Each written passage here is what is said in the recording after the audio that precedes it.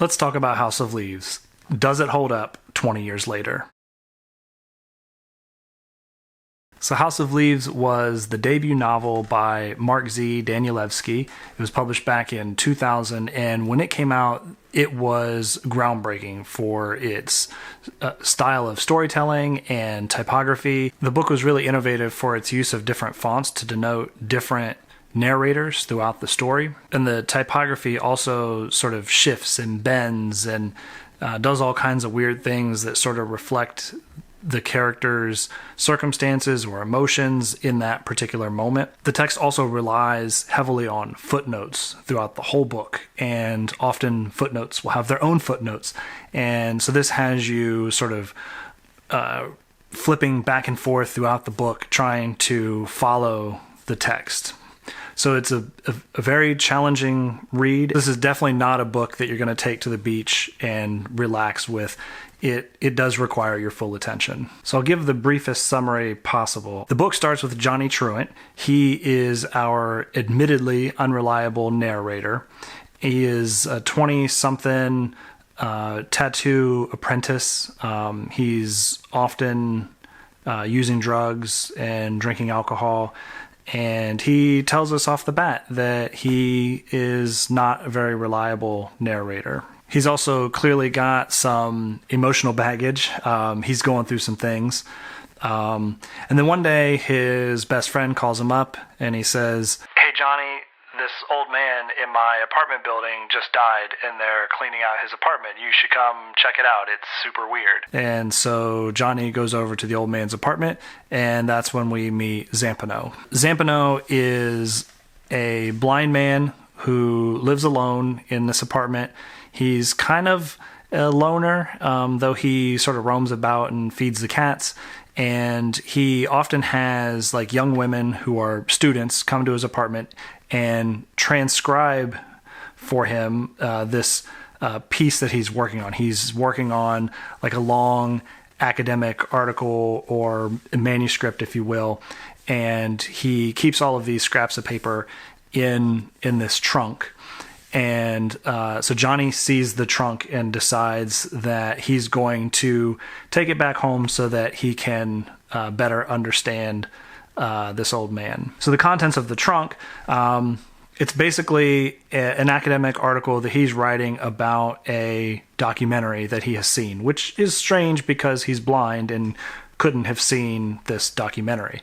Now, it's important to note that Johnny tells us right from the beginning that as far as he is concerned, everything contained within the documentary is bogus. It's fake. Doesn't exist.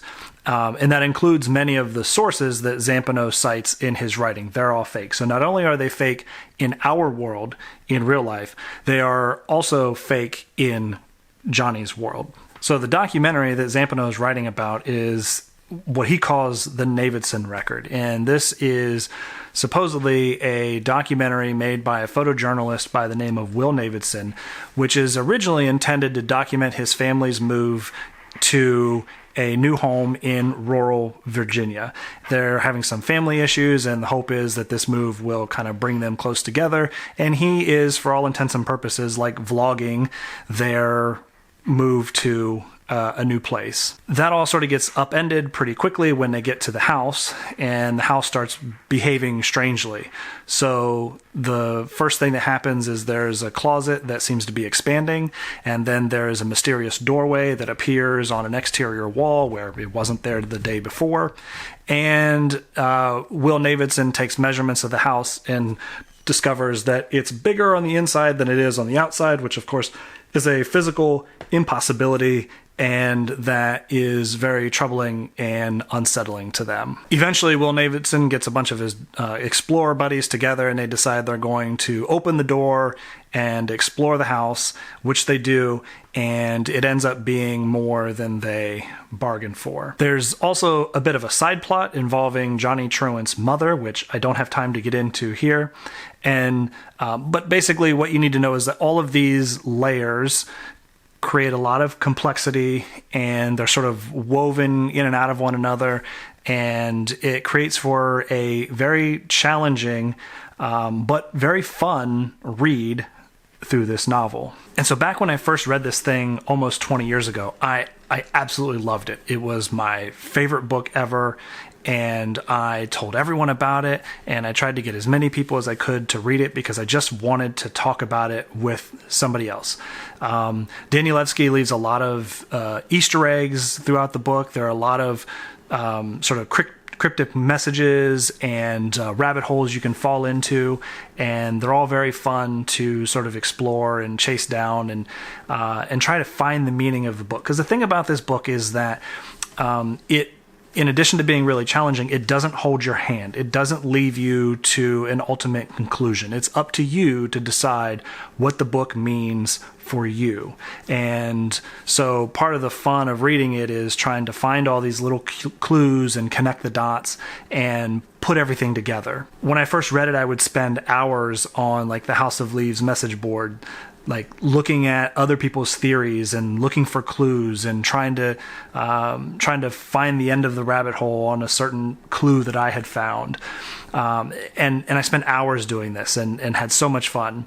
And then at one point, I had read it a couple of times, and then I lent the book to somebody else and then never saw it again and didn't read it for many, many years. Fast forward to 2021, and I decided to buy a new copy of House of Leaves and read it again to see if it still holds up. Let's first take a step back and look at House of Leaves as a work of art rather than a novel. And it's hard to argue that it's anything but. When Danielewski wrote this book, he totally reimagined what it meant to be a book. He pushed the boundaries of what you can accomplish with ink and paper. And in that regard, I think the book is truly revolutionary, and it's beautiful, and it is, I don't think I've ever interacted with a book the way that I interact with House of Leaves. Having said all of that, I found my most recent read through this book to be a bit of a chore. This book, it's a lot of work, and I knew that going into it because I've read it several times before, but frankly, it took more work than like the level of enthusiasm and patience that I have today to really enjoy the book the way it's meant to be enjoyed. So for example, I would come across clues that looked interesting, and I didn't have the enthusiasm or the motivation to go dig down those rabbit holes the way I did a number of years ago. Like this time around, I didn't have the same interest in trying to solve the book.